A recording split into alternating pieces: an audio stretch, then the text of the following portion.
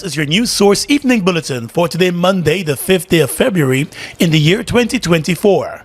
I'm Gordon Mosley reporting, and here's what we're tracking tonight. The Guyana Teachers Union has reported that thousands of teachers from across the country downed their tools today from this morning as the union initiated a nationwide strike over the government's failure to engage in collective bargaining. Outside of the Ministry of Education's head office in Brigham here in Georgetown, several teachers gathered with parents and other supporters in protest. In parts of the other regions, from Region 1 to 10, similar protests took place. Since 2020, the GTU has been pushing for an across-the-board increase in salaries for teachers as part of a multi-year agreement. The proposal covers the years 2020 to 2023. Today, teachers told News Source that a 6.5% salary increase imposed on them by the government and the non-salary measures implemented by the government so far are insufficient. Secondary school teacher Atoya Shepherd said for too long, teachers have left themselves undone while assisting their students. Ms. Shepherd said teachers' salaries have remained relatively low, while the price of food and the cost of living continue to skyrocket. And you got all these bills, y'all watch them bills? Guy will send a bill, GPL, internet raise, everything on the rise. Guess what? When you hit the market, a piece of pumpkin like this, $700. Where we get any money from? 6.5? I spent and I didn't even know where it went. I still trying to wrap my head around it. Another teacher, Shondale Bascom, said the increase offered to public servants, including teachers, is totally inadequate. That is not sufficient. That is rubbish. It is rubbish. People cannot, when they finish taking out their deductions, we have nothing left. If you gotta pay rent, you gotta travel, you gotta pay for your children to go to school, you gotta buy grocery, how you living on that? That cannot work, and that is the reason why we're out here. We deserve to get an adequate salary. Bascom also said the government must engage the union, warning that failure to do so would result in a continuation of the strike. And we don't care what the Ministry of Education said, they need to speak to our union. Come to the bargaining table, talk to the teachers, and let us get this issue resolved. How long they don't want to come to the table? Well, the strike will continue. And the Tuckville Secondary School teachers said the treatment meted out to teachers is unfair and unacceptable, noting that many teachers are struggling to get by on a daily basis. Yes, I'm a bit upset because, you know, as a teacher going to University of Guyana, university is blocking your grades when you don't pay up a certain amount of money. Now, 2 children, one is going to high school that is demanding a lot of things, so now I have to find money for her, I have to find money for the smaller one, I got to find money for her UG, and I can't take care of myself. It is unfair. And another teacher, Erwin Thomas, said the government must abide by the law. The law requires it, simple. The law requires collective bargaining, and that's the beginning and the end of the story. Follow the law. The president of the Guyana Teachers Union, Mark Light, warned that the strike could continue for weeks if the Education Ministry and by extension the government fail to engage in collective bargaining. He said the government has had more than enough time to consider the proposal put forward by the GTU, and it is now time for action. When the ministry is ready to talk, we are ready. But our problem is that we have not seen any movement with regards to the financial matters. Ridiculous. It's a digression from what we collected in 2022 that was imposed. So if you're going to think about forward movement, why are you reducing the increase rather than increasing? Ahead of today's industrial action, Education Minister Priya Malakchan, while warning that a strike is illegal, accused representatives of the union of seeking to achieve narrow political gains. But both the president and the general secretary of the union rubbished that notion. Member of Parliament and General Secretary of the GTU, Coretta MacDonald, said the Vice President, Bharat Jagdeo, while in opposition in 2018, supported the nationwide strike by teachers then, saying that there was nothing political about the strike action by teachers. And he himself said it was not political. He said the teachers' issues are real issues and their strike is legal. Bharat Jagdeo went as far to say that the coalition, the president then, Mr. Granger, should cut spending on travel, cut spending on dietary and cut spending on the bond and so on that they were renting and pay the teachers. Now we have oil, and the vice president now is saying that teachers' strike is political. Well, political or not, the teachers are out here because they can't carry a party's card to the supermarket. That is why they're out here. Ms. McDonald also said the union has been more than patient with the government, and more than 3 years later, the government has failed to engage in meaningful dialogue with the union. The very government, when they were in opposition, spoke about collective bargaining, and now they're here in government. They're refusing to talk with the teachers, but they can talk with GAU. When GAU is hosting strikes, they're not saying that it's political. And remember, GAU has its president that is a MP in the People's Progressive Party. But you know what? It is what it is. But I'm happy that parents and the teachers who are out here with us, they understand that our struggle is real and it's not political. The strike has resulted in a number of schools being forced to close their doors. However, on its Facebook page, the Ministry of Education posted images of some schools in full session and not being affected by the strike, as other teachers turned up for their duties. More news coming up in just a moment.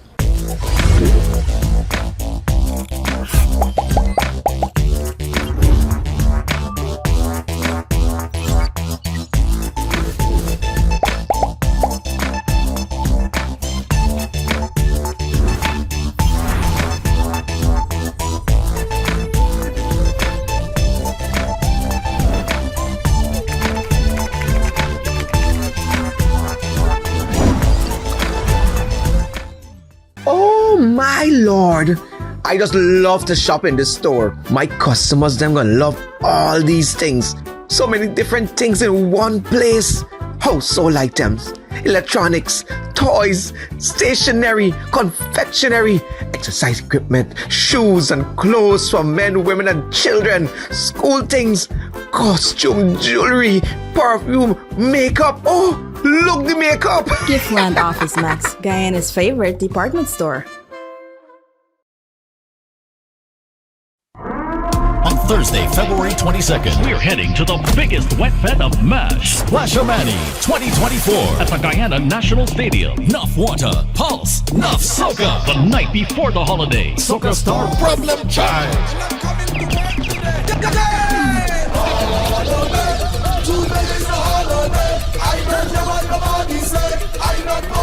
Ola Tunji.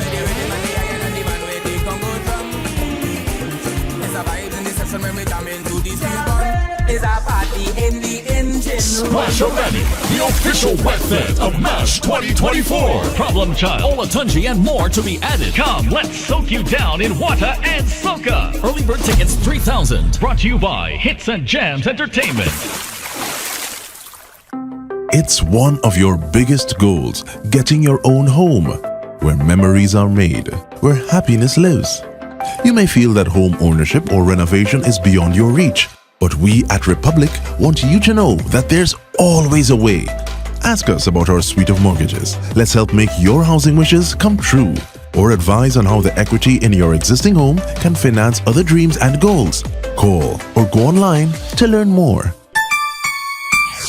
Bust the flavors. We're full of flavors.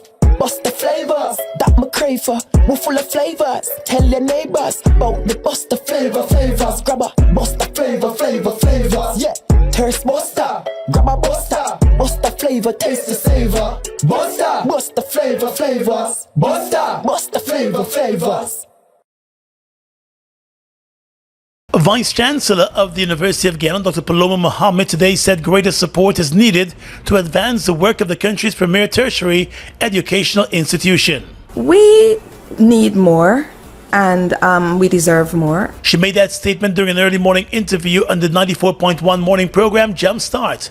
But though a public debate has erupted in recent days over the $4.1 billion allocated to the University of Guyana, with the opposition lashing out at the government for not investing more into the institution, the Vice Chancellor said a proper mix of financial support is needed. The government of, and I'm not speaking about this government, I'm speaking about any government, which has been hitherto now the largest investor, let us say, in the university.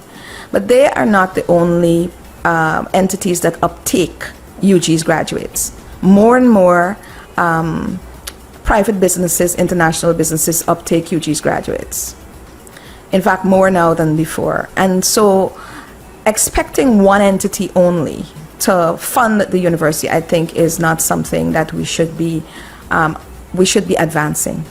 All of those who get value from the university should be investing in the university, and I think they're beginning to. And noting that the University of Guyana will be in need of additional support this year, Professor Paloma Mohammed said discussions on added support for the university have already been initiated as the government takes steps to make the university free. However, she said that while there is a move to make the university free, it is important that the quality of education offered at the institution remains high as it strives to achieve world-class status. Additionally, setting the record straight on a number of misconceptions, the Vice Chancellor said contrary to reports, the country's top university has not been reduced to an online academic institution. It was explained that as a result of the COVID-19 pandemic, the University of Guyana, like many other institutions locally and internationally, was forced to provide its services virtually. We've not converted ourselves into an online university. We had to go online in order for our students to be able to continue during COVID. Otherwise, this country would have lost over 10,000 people in the workforce. That's how many students we would have graduated during the COVID period. According to Dr. Mohammed, the impact on the labor market at the time when the country is experiencing severe shortage of skilled and semi-skilled workers would have been significant if the university had failed to adapt to the status quo at the time. She also said that though the pandemic has eased, the university in some cases is offering hybrid programs, allowing students to attend both in-person and virtual classes. The flexibility, she noted, has allowed for the country's first responders and servicemen to attend classes virtually, even when they are deployed to other parts of the country outside of the capital. She also clarified that the University of Guyana offers a number of accredited programs, and it was pointed out that the School of Medicine has been accredited since 2008 and is currently being re-evaluated as required every 5 years. The Vice Chancellor said the Faculty of Engineering and Technology, as well as the Department of Law, have also been accredited. However, it was noted that in some cases, some programs do not have an accrediting body here. The University of Guyana, Professor Paloma Mohammed said, offers more than 155 disciplines, which were developed over its 60 years of existence. Let's tell you now that the government has commenced negotiations with the University of the West Indies School of Medicine to move its campus from Trinidad and Tobago to Guyana. That's according to President Irfan Ali. The UWI School of Medicine falls under the Faculty of Medical Sciences, which also covers dentistry, veterinary medicine, pharmacy, and nursing. Speaking at the commissioning ceremony of the new pathology lab at the Georgetown Hospital on Sunday, the president said Guyana is building out its healthcare infrastructure ahead of time, and partnerships such as the one with the University of the West Indies could boost the country's healthcare sector. Today I'm pleased to inform you that the University of West Indies School of Medicine has now approached us to be part of this vision in bringing their campus here to Guyana, and negotiations and discussions would have commenced. President Ali also stated that there is a gap in the healthcare sector in Guyana, which the government is trying to bridge. But in the meantime, he explained that the focus is to ensure that the country's healthcare system becomes an economy by itself and the country be known for health tourism. While the president did not give a timeline for the establishment of the School of Medicine here, he said the negotiations are ongoing. So we're talking to the University of West Indies and moving the possibility of a School of Medicine now to Region 6. That has the capacity of bringing students from Suriname. But importantly, in the negotiations, we are now working on ensuring that the rates is the same as local students in Trinidad and Tobago, so there will be equity and quality matched together. Additionally, President Ali announced that the government is working with the Mount Sinai Hospital from the U.S. to establish a forensic facility in Guyana before the end of the year. He said the aim is to ensure that everything related to forensics can be done here in Guyana.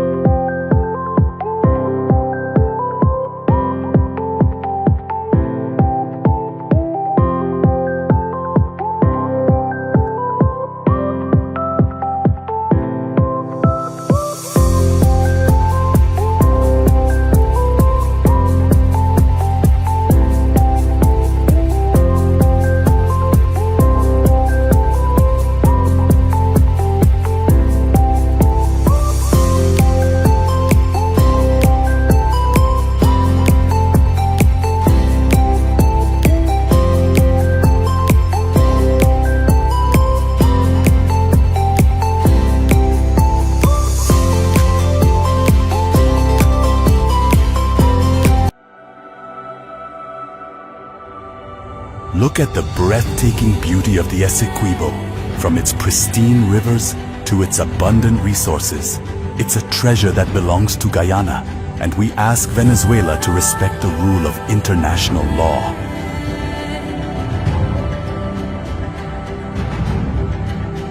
Our commitment to this land is not just about ownership. It's about preserving its beauty and resources for our people and future generations. The controversy between Guyana and Venezuela was settled internationally as full, perfect, and final in 1899. Essequibo belongs to Guyana.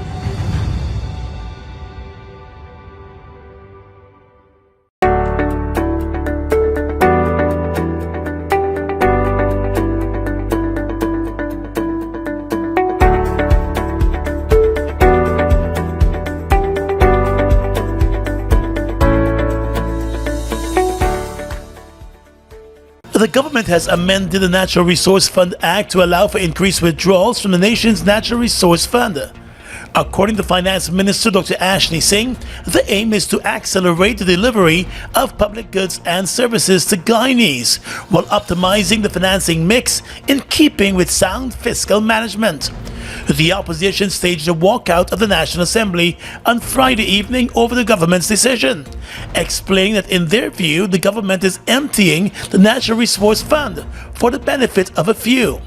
But during his presentation on the bill, the finance minister said all Guyanese stand to benefit from the latest move by the government. It was stated that the Natural Resource Fund rule, while allowing for greater financial resources to be available to support intensified public investment and accelerated delivery of social services, will also ensure that as production and revenue ramp up further, an increasing share of the inflows into the Natural Resource Fund will be saved relative to the share transferred to the Consolidated Fund to finance national development priorities. The revised rule will take effect from this month and will replace the existing rule for withdrawals. The move by the government to increase the country's debt ceiling and amending the Natural Resource Fund Act to increase withdrawals from the fund has irked the opposition APNU-AFC. The opposition staged a walkout to the National Assembly on Friday to avoid debating the proposals by the government. The opposition at a press conference on Saturday registered its dissatisfaction at the move by the Irfan Ali administration. Opposition leader Aubrey Norton said the government's decision to overturn the Natural Resources Fund's withdrawal rules that they themselves put in place a few years ago should anger the population. He said the new move is a mechanism which has been put in place to facilitate corruption. They have not marginally increased the amount they can withdraw, merely tweaked the formula to extract some benefit or clarify it in some way. Rather, by now, stipulating that as much as 97% of last year's oil revenue can be withdrawn, they have essentially abolished the fund altogether. If nearly every last cent that goes into a savings account can be withdrawn, it is as if there is no savings account at all. This is what the PPP is doing with a fund intended to insulate our economy from many of the ills faced by oil-rich countries. Mr. Norton said Guyana should learn from the experiences of Venezuela that established a sovereign wealth fund in 1998, but 20 years later only had $3 million saved in it. The opposition leader said the government increased spending from the Natural Resources Fund and increased borrowing from multinational agencies, and that remains a cause for concern. And the Alliance for Change leader Kemraj Ramjatan also bemoaned the move by the government. Mr. Ramjatan said increasing the withdrawals from the oil fund when Guyana currently does not have the capacity to spend large sums of money opens the door for wastage of revenue. That what we have to appreciate is that this wealth that is found will last about 20 years maximum, or 25, whatever. And it is not only for this generation, the Ashley Singh and the Jack Dale and them, our generation. It is supposed to be a wealth that is spread across. That is why it's called a sovereign wealth fund. That is why we call it Natural Resource Fund. It is supposed to be for also a next generation.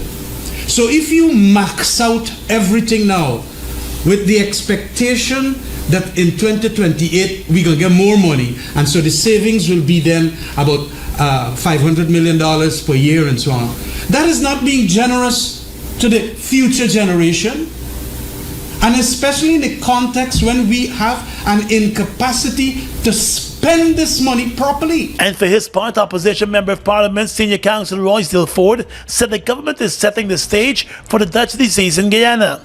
He said the government's policies are putting people, a large section of the population, to the brink of poverty, while monies are being channeled in various sectors randomly. We see the loss of purchasing power, the rising inflation in the country, the poor economic management, the poor governance of the country as a whole, and therefore we are destined, especially underpinned in the general poor economic policies, to certainly arrive at that sort of Dutch disease situation.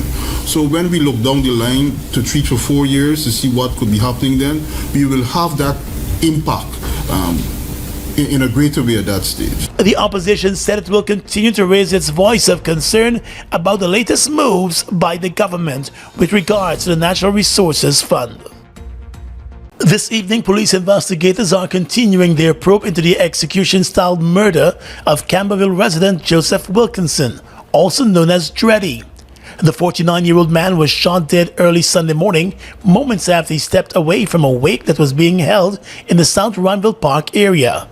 According to reports, while attending the wake, Wilkinson stepped outside after receiving a phone call. He was then giving directions to someone. It was while he was standing a short distance away from where the wake was being held that the gunshots were heard. A car was seen speeding away from the scene as Wilkinson's body fell to the ground. He was picked up in a semi-conscious state, and while being rushed to the hospital, he repeated the number plate of the car that was involved in the shooting. At the hospital, doctors eventually pronounced him dead. Some of his friends later reported that he was shot multiple times to the body. Investigators visited the scene of the shooting and were seen picking up pieces of evidence. A motive for the killing remains unknown. 2 years ago, the man was charged along with 2 others after being held with a large quantity of marijuana for the purpose of trafficking. He was initially remanded to jail, but later released on bail in connection with that charge.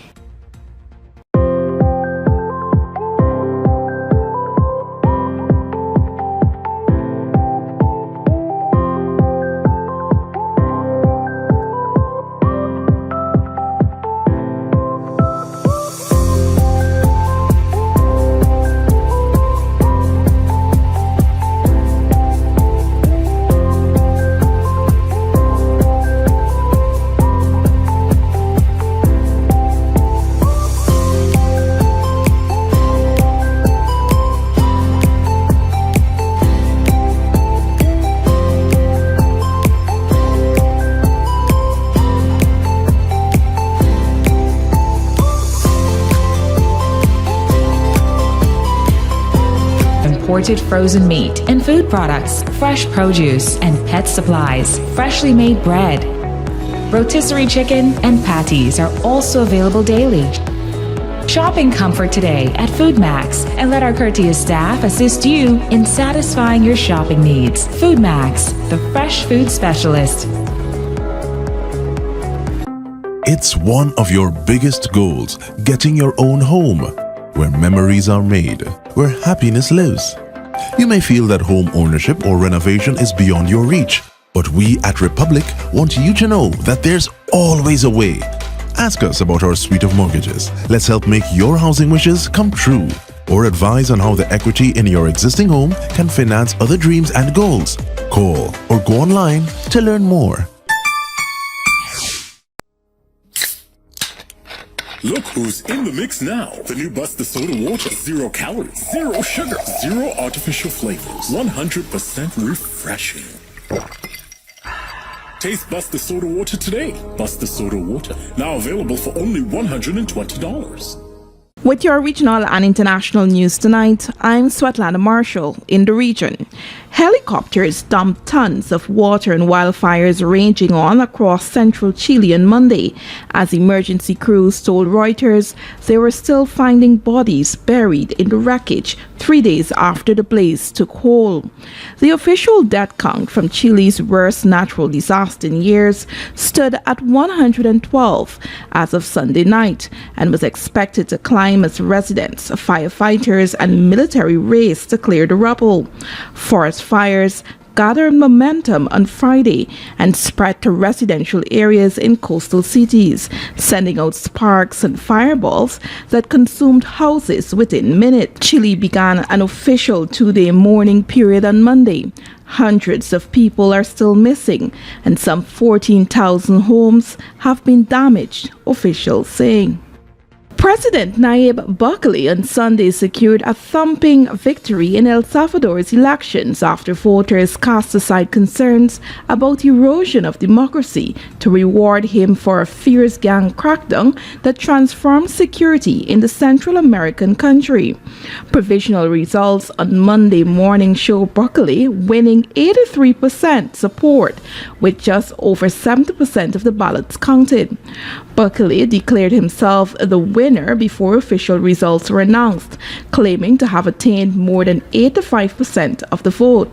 His New Ideas party is expected to win almost all of the 60 seats in the legislative body, tightening its grip on the country and bestowing even more sway on Bukele, the most powerful leader in El Salvador's modern history. And finally tonight, international news. Russia has said at least 28 people died in a strike on a bakery in the Russian-occupied eastern Ukrainian town of Lysychansk. According to the BBC, the building, which also housed the restaurant, was hit on Saturday. Russian officials said servicemen, women, and a child were killed in the strike. The Kremlin said Western-supplied weapons were used in the attack, which it called a terrorist act by Ukraine. Kiev has not commented, but Ukrainian military bloggers have since claimed that collaborators and Russian officials were in the building at the time.